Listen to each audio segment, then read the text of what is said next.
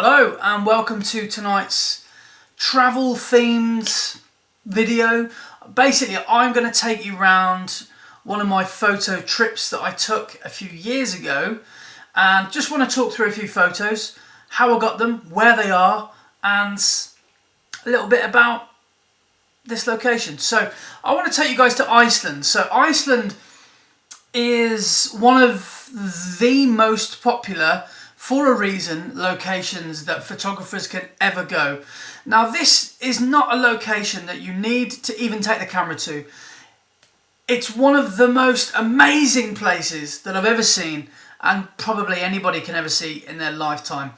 It's been likened to Mars, the moon, another planet. The weather system there is just off the chart. It can be raining 1 minute and then the next minute it's just blazing sunshine, and so it really is, it's crazy. It really is crazy, amazing. And if you are a photographer and you're thinking of going, then get that trip booked, because it is amazing, amazing. And my biggest tip for you is to rent a car.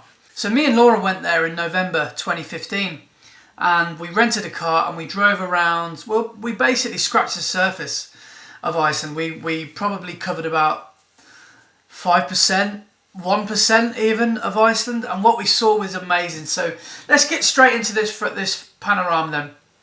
So as we were driving on Route 1, which is basically the ring road around the island, we stopped to take this sort of photograph of this little hamlet, or I don't even know what it is. It's a power plant or something, I'm not sure, but I just love the juxtaposition of it right in front of the mountains. It's so flat, and then all of a sudden we get taken up into these huge mountains, snow-capped mountains, but just before that we've got the rocky, craggy outcrops really of the start of this mountain range, and it really is epic. You'll find yourself saying the word epic so many times in Iceland. And this is just a 5-shot panorama from left to right, and this is, yeah, I'm just really happy with this. Maybe it's a little bit unbalanced when I look at it now, but this is a sort of scene that you can expect to just, as you're driving, just look to your left or look to your right. This is the classic sort of scene that you can expect to see. And this is another shot. Again, it's not a great shot because it looks quite noisy to me. And when I was there a couple of years ago, I only took my 7D, which is not a full frame camera, and I think I just had a wide lens and one or two other lenses with me. And this shot, so not making excuses, but maybe the gear that I had was a little bit restricted in bad weather and poor light. But this photo was, actually I think the noise adds to this photo a little bit, because it has that feeling of an old photograph. And this is in a town called Vik, which is on the southern tip of Iceland, famous for its black sandy beaches. And it really is, again, it's a really small town, but it's just epic. It really is epic. And on top of this little hill, you'll see this church, and I'm sure you could probably go in it and have a look. We never did that, but we just took this picture just as the fog was rolling down the mountain. And about half an hour later, maybe even 20 minutes, 15, 10 minutes, this was completely obscured by that blanket of fog. So I'm really pleased that I managed to capture this. So that was at f4, 1/800th of a second at ISO 640. So I think I made the decision to go at a higher ISO so I could keep my shutter speed fast, because I was doing everything handheld. So the next shot was just after that was taken. This is on the black sandy beaches of Vik, and I've never seen anything like this. I've never seen black sand until I got here, and it is just the coolest thing to see the Atlantic Ocean roaring onto those beaches and just smashing. Honestly, these waves were so powerful. If the water wasn't so cold, I imagine it would be full of surfers, because it's so powerful, the Atlantic Ocean, and the waves were epic. And I just love this breaking wave that I managed to capture at 1/8 of a second at 24mm. I think this was my 24-105 lens. and you can see the peninsula of the land curving out to the right. Again, we've got that fog that's encroaching on you as you, minute by minute. And I just really like the vibrancy of these of this picture. When I look at this, I see three colours. I see yellow, I see blue, and I see black. Is black a colour? Arguably not. But that's how I see it. And I love that it's almost like a photo of three different tones. And I really, really like it for that reason. I didn't know it was going to look like this when I took it. But nonetheless, I'm very, very happy looking back. This photo is a little bit cluttered and a bit crowded. Not for everyone's liking. I took this with my nifty 50 at f1.8, and this is at nearly 3 thousandths, 3,200th of a second. Now what I want to show here is something that, especially from those of us that are from a little bit of a, I don't know, how do you explain the UK? It's not an extreme climate. We don't have crazy cold winters. We don't have massively 4, 5, 10,000 metre high mountains. I don't think there is a 10,000 high mountain. But we don't have extreme geographical things. We have the Lake District of Snowdonia, yeah, we have little mountains, but we don't have anything like glacial ice lagoons. Now, this, again, is just one of the coolest things I've ever seen in my life. Me and Laura made the decision to just head for this lagoon called Jökulsárlón, which is on the south eastern tip of Iceland. Iceland really is, as I remember, it's a bit like a diamond shape, and it was down in the southeastern corner.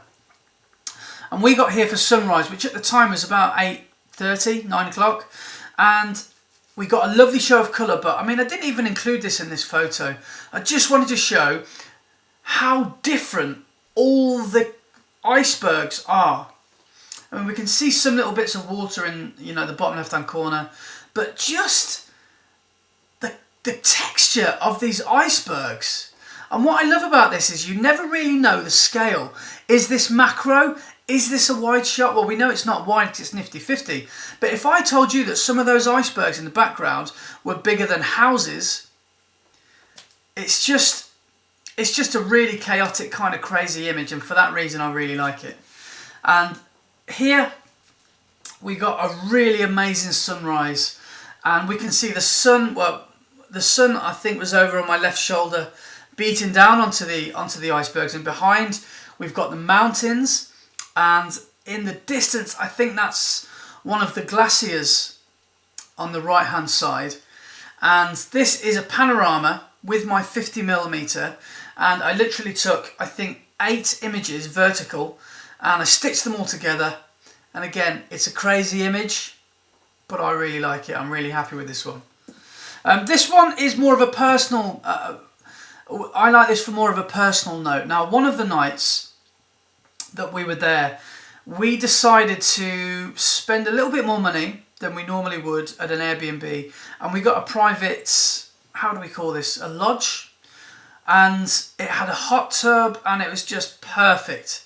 It really was the most amazing accommodation.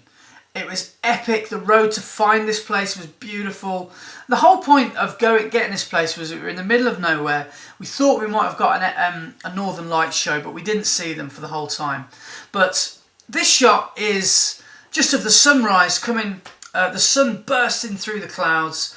We've just literally been in the hot tub, just chilling, probably knowing us, having a champagne breakfast, and it was just an epic moment. And I just saw the sun, and I had to just, I had to just try and show that sun breaking through. So I closed the iris right down to f23, raised the ISO a little bit, and I had it handheld at 1/60th of a second, because I don't really, when I'm handheld, I don't really like going below a 60th of a second, because I find that anything below that, you start getting a bit of motion blur.